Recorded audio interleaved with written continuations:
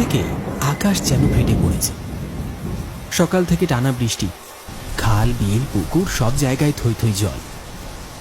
সন্ধ্যার পর বৃষ্টি কিছুটা কমেছে, হালকা ঠান্ডা হাওয়া বইছে চারিদিকে। ব্যাঙেদের কর্কশ ডাকের মাঝে অবশেষে একঘেয়েমি কাটাতে ঘন্টা বেরিয়ে পড়ল একা, একটা ছাতা মাথায়। আহা, এমন বৃষ্টির দিনে নিতাই কাকার দোকানের গরম আলুর চপ, বেগুনি, উফ, সঙ্গ সঙ্গ, কতদিন চপ খাইনি, আজ পেট পুড়ে খাবো। এই বিখ্যাত চপের দোকান, যেখানে সন্ধ্যা হলেই ভিড় জমে। চপ, সিঙ্গারা, বেগুনি, পেঁয়াজি, আর তার পাশেই চায়ের ভাঁড় হাতে জমে আড্ডা। হাঁটতে হাঁটতে ঘন্টা এসে দাঁড়ালো সেই দোকানের সামনে।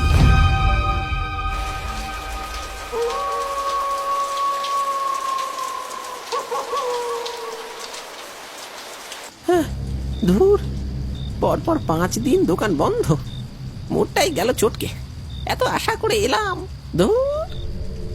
রাগে গজগজ করতে করতে সে কিছুক্ষণ চুপ করে দাঁড়িয়ে রইল দোকানের সামনে। মনে মনে ভাবছিল, নিতাই দা তো বলেছিল আজ দোকান খুলবে, তাহলে কোথায় গেল? ঘোর লাগা আকাশের নিচে দাঁড়িয়ে এক অদ্ভুত অসহায় রাগে তার বুক ফেটে যাচ্ছিল। অবশেষে বিরক্ত হয়ে যখন সে ধীরে ধীরে পেছন ফিরল, ঠিক তখনই পেছন দিক থেকে ভেসে এলো একটা গম্ভীর ঘন আওয়াজ। এই যে, এত তাড়াহুড়ো কিসের রে? স্বরটা ছিল এমন যেন পাতাল থেকে কেউ কথা বলছে, ঠান্ডা কাঁপুনি ধরানো, আর একেবারে কাছ থেকে আসা। সেই ডাক শুনে তার পায়ের নিচের মাটি যেন নড়ে উঠল। কিরে ঘন্টা, খাবি না? কি খাবি, আলুর চপ না সিঙ্গারা? হ্যাঁ, কে ওখানে? বলেই ঘন্টা যেই না পিছন ফিরে তাকালো, তার শরীর মুহূর্তেই ঠান্ডা হয়ে গেল। অন্ধকারে ভেতর থেকে ঝাপসা আলোয় ফুটে উঠেছে দুটো উগ্র জ্বলন্ত চোখ, ঠিক যেন গভীর রাতের ভাটার আগুন, দগদগে লাল। গাছের গোড়ায় একটা অদ্ভুত ছায়া দাঁড়িয়ে আছে, তা যেন ধোঁয়ায় গঠিত, জমাট বাঁধা কোনো অমানবিক অবয়ব, মানুষের মতো অথচ মানুষ নয়। ধোঁয়ার দেহের মধ্যে থেকে এক চওড়া মুখ ফুটে উঠেছে, আর সেই মুখ ফেটে বেরিয়ে এসেছে একটা বিকৃত হলদেটে দাঁত ভর্তি শয়তানি হাসি। চোখে চোখ পড়তেই মনে হলো সেই দৃষ্টি তার শরীর গিলে ফেলছে। ঘন্টার গলা শুকিয়ে আসে, শরীর ঘামে ভিজে যায়, হৃৎপিণ্ড যেন কান ফাটানো শব্দে ধুপ ধুপ করতে থাকে। সে আর থাকতে না পেরে কাঁপা কাঁপা গলায় বলে ওঠে, কে তুমি? হ্যাঁ, মানুষ তো না নিশ্চয়ই, এইভাবে হাসতো কেন? কিন্তু কোনো উত্তর নেই।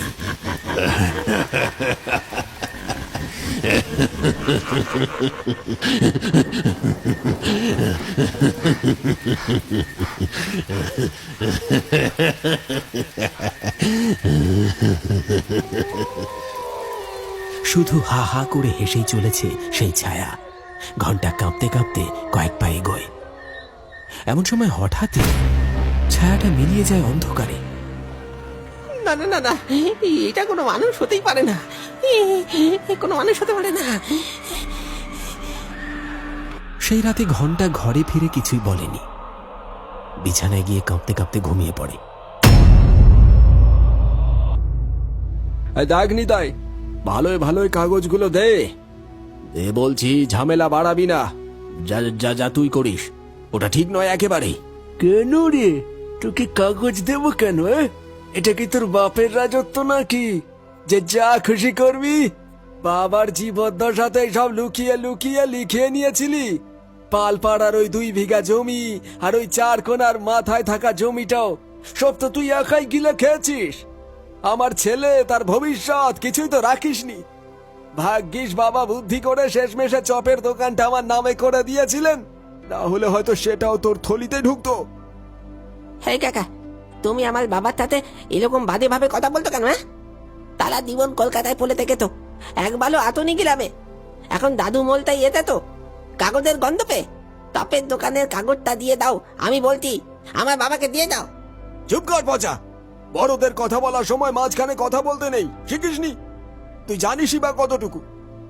আমরা বাইরে থাকতাম তোর মা বাবার জন্য। তোর মা বাবা লোন নেবে বলে তোর দাদুকে ভুলিয়ে সব ভিটে মাটি লিখিয়ে নেয়। তারপর কি হলো জানিস?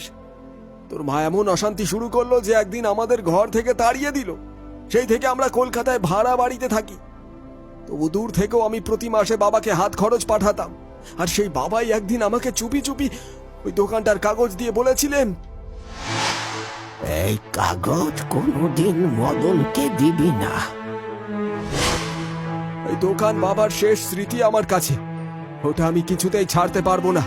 তোরা যতই চিৎকার কর, যতই নাটক কর, ওই দোকানের দলিল আমি কিছুতেই দেব না। কে নিখুঁত ছক কষেছিস রে নিতাই। বাপের নাম ভাঙিয়ে ধীরে ধীরে তাকে সরিয়ে দিয়ে শেষমেশে তার জীবনের সবচেয়ে প্রিয় জিনিস ওই দোকানটা নিজের নামে লিখিয়ে নিলি। তুই কি ভেবেছিস আমি কিছু বুঝি না? বাপকে ঠকিয়ে তুই লিখিয়ে নিবি আর আমি ছেড়ে দেব? তাহলে তুই স্বপ্ন দেখছিস। আজ 5 দিন ধরে দোকানে ঝুলছে একটা বড় তালা। দোকানটির নামই ছিল মনসারাম চপমহল।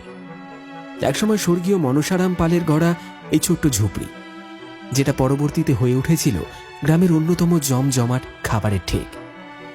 মনসারামের মৃত্যুর পর তার 2 ছেলে মদন পাল আর নিতাই পাল দুজনেই দোকান চালাত। তবে ধীরে ধীরে দোকানটির হাল ধরে পুরোপুরি নিতাই।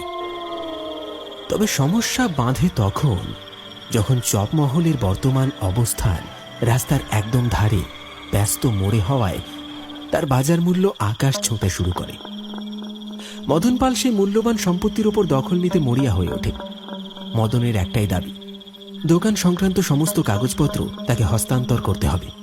কিন্তু নিতাই তার জবাবে সোজা না বলে দেয়। মদনের চোখে তখন রক্ত। ভাইয়ের উপর সে প্রায় মারতে যায়। সম্পর্ক, রক্তের টান সবকিছু যেন মুছে গেছে এক নিমেষে। দেখ দাদা, 5 দিন হয়ে গেল দোকান বন্ধ। বাবার মৃত্যুর পর আমি চাই বাবার ব্যবসাটাকে আগের থেকে বড় করতে। অনেক পুরনো খদ্দের বাড়িতে গিয়ে খোঁজ নিয়ে গেছে। তুই বাবার সব ভিটে জমি নিজের নামে লিখিয়ে নিয়েছিস। আমি দোকান ঘরে থাকবো, কিন্তু বাবার দোকানটা আমি ছাড়বো না। আমি ওই দোকানটাই আবার চালু করব, ঠিক আজ সন্ধেবেলায়। না না না, ওই দোকান তুই কিছুতেই খুলতে পারবি না। ওই দোকানে আমারও ভাগ আছে। এটা শুধু তোর একা নয়। ওই দোকানের এক টুকরো ভাগও তোকে দেব না। তোর যা করার আছে করে নিস। নিতাই গটমট করে ঘর ছেড়ে বেরিয়ে যায়। পেছনে দাঁড়িয়ে থাকা মদনের চোখে ঝিলিক দেয় রাগ আর হিংসার মশাল। পাশে দাঁড়ানো তার ছেলে পচা 2 চোখ বড় বড় করে তাকিয়ে থাকে নিতাইয়ের চলে যাওয়ার দিকে। বাবা, বাবা, তোমাকে এত বড় অপমান করে গেল, তুমি কিছুই বললে না?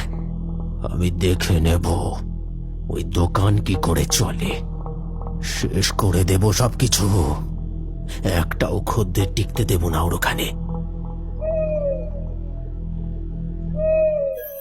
না জানি আজ সন্ধ্যায় চপমহলে কি সর্বনাশ অপেক্ষা করে আছে। মদন পাল নামটাই যেন একটা ভয়ানক হুঁশিয়ারি। এই নামটাই যেন গ্রামের লোকের গায়ে কাঁটা ধরিয়ে দেয়। রাগে অন্ধ, বদমেজাজি, নিজের কথা ছাড়া কিছু বোঝে না সে। যার সাথে খাপ খায় না তাকে শত্রু ভেবে বসে। আর শত্রুর পরিণতি ভয়ঙ্কর। শোনা যায় তার পথে বাধা দিলে খুন করতেও পিছপা হয় না মদন পাল।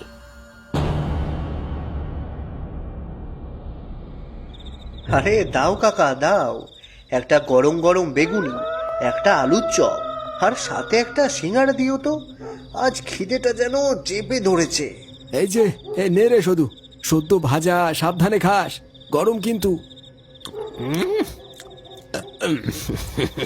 ও, এই আলুর চপটা না খেলে যেন সন্ধেটাই ঠিক জমে না রে নিতাই। এই 5 দিন তোকে না দেখে কি যে কষ্টে ছিলাম ভাবতেই পারিস না। রোজ সন্ধেবেলা একবার করে এসে ফিরে গেছি খালি মুখে। তুই দোকানই খুলিসনি কেন রে? কি হয়েছে তোর? আর বলো না খুড়ো, বাড়িতে একটু গন্ডগোল লেগেছিল। ওই পারিবারিক ঝামেলা। ভেবেছিলাম তোমাদের কিছু বলবো না, পরে একদিন নিশ্চয়ই খুলে বলবো। এই ঘন্টা, তুই তো সেই সন্ধ্যা থেকে কেমন যেন চুপচাপ হয়ে গেছিস। কিছু একটা হয়েছে নিশ্চয়ই। বল না রে, শরীর খারাপ না মাথার মধ্যে কিছু চলছে? খুড়ো, আমি কাল এখানে এসেছিলাম চপ খাবো বলে, তারপর হঠাৎ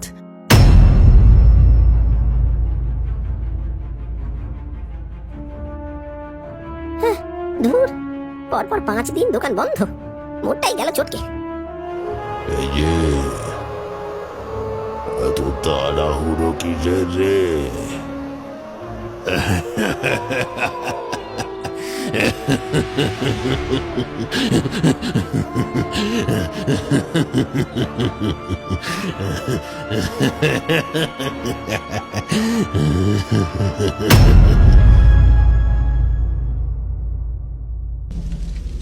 কিসব বলছিস? আমি তো প্রতিদিন আসছি, কিছু দেখতে পাইনি তো। না খুড়ো, আমি সত্যি বলছি।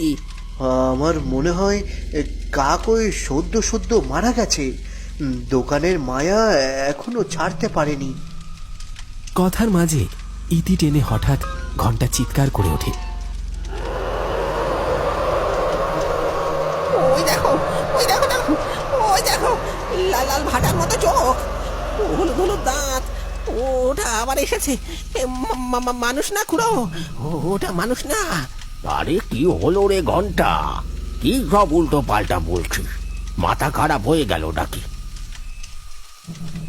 কই কই কোথায় কি? সবাই স্তব্ধ হয়ে তাকিয়েছিল ঘন্টার কাঁপতে থাকা মুখের দিকে। ছেলেটার মুখের রং যেন এক নিমেষে ফ্যাকাশে হয়ে গেছে, কেউ খেয়ালই করেনি। একটু দূরেই অন্ধকারে ঢাকা বাবলা গাছটার নিচে কেউ দাঁড়িয়েছিল। সে নির্বিকার চোখে তাকিয়েছিল ওদের দিকে, ঠোঁটের কোণে অদ্ভুত একটা মুচকি হাসি। খুড়োর শেষ কথাগুলো যেন ধোঁয়ার মতো মিলিয়ে গেল বাতাসে। হঠাৎ অন্ধকার থেকে বেরিয়ে এলো গোটা কতক সন্ডা মার্কা লোক। কি এই কারা? তোমরা কারা? কি করছো এসব? কিছু অচেনা মুখ আচমকা দোকানের ভিতর ঢুকে এসে একে একে সবকিছু ছুঁড়ে ফেলে দিতে লাগলো। চপের কড়াই, বাটাই, মুড়ির ডিব্বা, ডিমের কেস সব ছিন্ন ভিন্ন। এই কি হচ্ছে কি? আপনারা কারা? দোকানে সব জিনিস এভাবে ছুঁড়ে ছুঁড়ে ফেলছেন কেন? কি চাই আপনাদের? থাম। শুধু একটাই শব্দ, থাম। আর মুহূর্তে সবাই স্তব্ধ। সবাই চমকে উঠে পিছন ফিরে তাকায়। সবাইকে চমকে দিয়ে অন্ধকার থেকে বেরিয়ে এলো মদন। মদন পাল গ্রামের দুর্বৃত্তদের মধ্যে এক কুখ্যাত নাম। স্বভাবে যেমন উগ্র তেমনই নিষ্ঠুর। সবাই জানতো লোকটা ভালো নয়, কিন্তু তার কাছে পিস্তল আছে এইটা কেউ জানতো না। চকচকে পিস্তলটা দেখে মুহূর্তে দোকানের পিন পতন নীরবতা নেমে আসে। সবাই স্তব্ধ। কিন্তু কিন্তু নিতাই, সে বোকার মতো চুপ করে থাকেনি। সে বুঝে গেছে কারা এদের পাঠিয়েছে আর কেন। কিরে নিতাই, বলেছিলি না যা করার করে নিবি? বলেছিলি না ভয় পাবি না কাউকে? খুব বড় ভুল করেছিস রে। তুই এখনো জানিস না আমি কি জিনিস, কিন্তু এখন জানবি, জানবি খুব ভালো করে। এটা তুই কিন্তু একদম ঠিক করিসনি দাদা। কে ঠিক করিনি? হ্যাঁ, ভালোই ভালোই বলেছিলাম দোকানের সব কাগজপত্র দিয়ে দে। এখন দিলি না। দিবি না যখন, তখন এই দোকান আমি আর কাউকে দেব না। আগুন ধরিয়ে দে, আজ শেষ করে দে চপের দোকান। যে জিনিস আমি পাইনি সেটা আমি কাউকে পেতে দেব না, কাউকে না। জ্বালিয়ে দে, পুড়িয়ে দে সবকিছু। দাদা দাদা, এরকম করিস না দাদা, অনেক বড় সর্বনাশ হয়ে যাবে। দয়া করে থাম, থাম দয়া করে। তোরা দাঁড়িয়ে দাঁড়িয়ে কি দেখছিস রে? হ্যাঁ, যা বললাম এখনই কর, যা। মানুষের মুখে আতঙ্ক জমে উঠেছে, যেন সবাই কথা বলতে ভুলে গেছে। কেউ কেউ সুযোগ বুঝে পালিয়ে যাচ্ছে, কিন্তু বেশিরভাগ ভয়ে দাঁড়িয়ে আছে নিঃশব্দে। নিতাই আকুতি মিনতি করছে মদন পালের কাছে, কিন্তু মদন পালের চোখে তখন হিংস্র আগুন। তার হাতে চকচকে পিস্তল। গ্রামের কেউ সামনে এগিয়ে আসার সাহসটুকু পাচ্ছে না। তোমরা কিছু করো, আটকাও আমার দাদাকে, আমার যে সব শেষ হয়ে যাবে। কাকা কাকা কাকা, তুমি অন্তত কিছু করো। আমি কি করবো বল? মদনকে আটকানোর ক্ষমতা আমার যে নেই। চারপাশে কেরোসিনের গন্ধ, শুধু একটা দেশলাই কাঠির আগুনের অপেক্ষা। আর ঠিক তখনই হঠাৎ আকাশ থেকে ধেয়ে এলো এক ঝোড়ো হাওয়া। দিগন্ত জুড়ে শুরু হলো ঝমঝম শব্দ। চারিদিক অন্ধকার হয়ে এলো। হঠাৎ এক বিকট চিৎকার।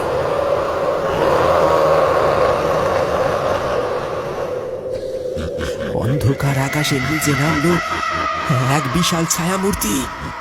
তার চোখ যেন আগুনের, হলদে দাঁতের মাঝে শকুনের মতো হাসি, আর চাপ চাপ রক্তে ভেজা গায়ে এক অদ্ভুত গন্ধ। ঠিক ঠিক যেমনটা ঘন্টা বলেছিল, সেই ছায়ামূর্তি।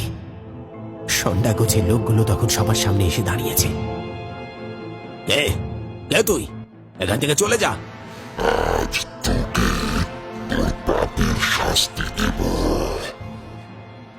যা তো, সবাই ব্যাটাকে ঠান্ডা করে দে।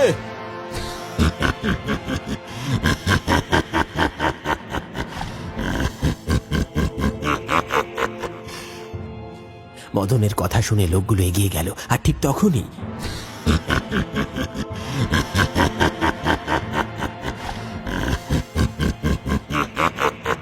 সেই ছায়ামূর্তি হাতের ইশারায় তাদের আছড়ে আছড়ে ছুঁড়ে ফেলতে লাগলো।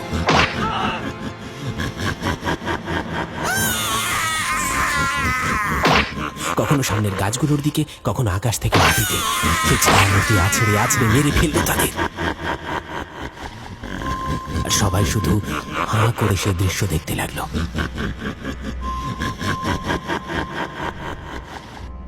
হঠাৎ শূন্যে তুলে ধরল মদন পালকে। তার মুখে তখন আর কোনো অহংকার নেই, শুধু একটাই শব্দ বেরোলো।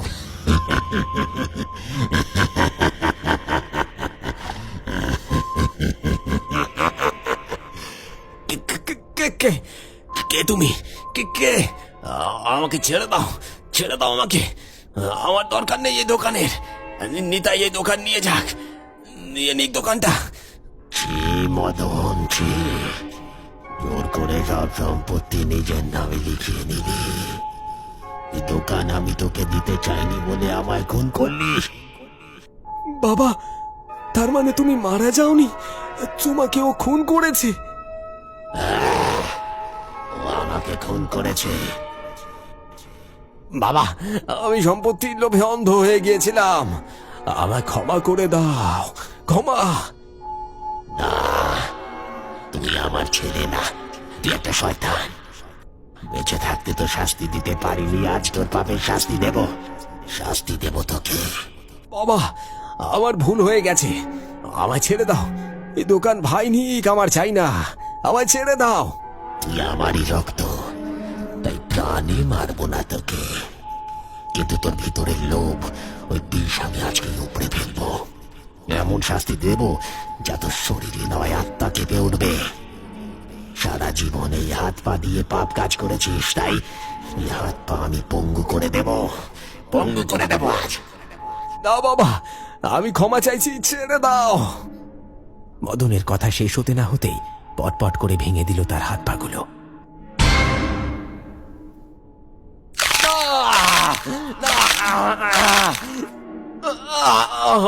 বাঁচাও, বাঁচাও আমায়, আমি আর করব না। আকাশ বাতাস মদনের চিৎকারে গম গম করতে লাগলো। সবার মুখে কোনো দুঃখ নেই, সবাই শুধু মনে মনে বলল, কর্মফল, যেমন কর্ম তেমন ফল। বাঁচাও, বাঁচাও আমায়, আমি আর করব না।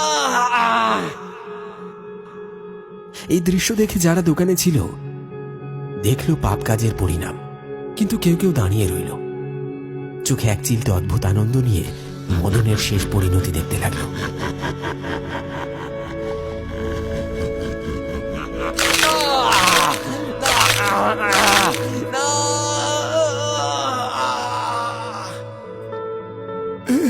বাবা, বাবা, এবার দাদাকে ছেড়ে দাও, ওর শাস্তি হয়ে গেছে বাবা, ও আর খারাপ কিছু করবে না।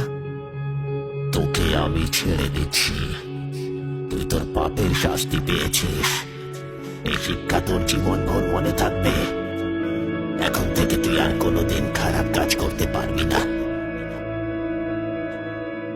এই কথা বলে নিতাইয়ের বাবা আর আত্মা ধীরে ধীরে মিলিয়ে গেল বাতাসে। মদন পড়ে রইল মাটিতে, হাত পা ভেঙে গেছে, ক্ষতবিক্ষত, স্থায়ীভাবে বিকলাঙ্গ। সেদিন থেকে সে আর অন্য কোনো কাজ করে না, নিতাইয়ের দোকানেই থেকে গেল। লোভ, হিংসা আর অন্যায়ের শেষ পরিণতি কখনোই ভালো হয় না। মনসারাম চপমহলের মতো প্রতিটি ঘটনার পেছনে লুকিয়ে থাকে একটা শিক্ষা, যা আমাদের ভুল পথ থেকে ফিরিয়ে আনে। আজ মদন তার কর্মফল পেয়েছে, কিন্তু মনে রেখো, মানুষ যতই বড় হোক, পাপ কখনোই লুকিয়ে থাকে না। একদিন না একদিন তার বিচার হবেই। তাহলে বলো দর্শক বন্ধুরা, তোমাদের কি মনে হয়, কর্মফল সত্যি মানুষকে তাড়া করে, নাকি এগুলো শুধুই কুসংস্কার?